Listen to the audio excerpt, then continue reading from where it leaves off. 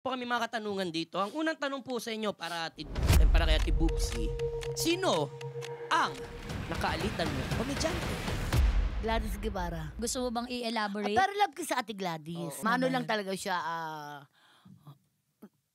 Sabi go. mo, sabi mo. Hindi stricto ang tawag doon eh. Maarte siya, maarte siya. Diretso na. Hindi, mabait naman sa Ate Gladys. Pero siya yung kauna-unahan kong kemihan nung kami pa Nakaengkwentro. sa Sunday Pinasaya. Okay. Bago lang. Pero okay na po kayo. Yes, we're Nakapag-usap friends. naman na. Okay, yun ang maganda. Oo. Nakapag-usap na. Sa trabaho talaga natin meron at meron no? Hindi pwedeng wala. Yes. Meron at meron kang makakabangga. But it's normal, so dapat inaayos na lang pagka Ay, tsaka nakita siya ulit. yung partner ko kasi kaya talagang magkaibigan kami. At hindi naman nawawala yun. Yes, Ang nandun talaga. importante, mag-uusap Ang kayo. important. Yes. Okay?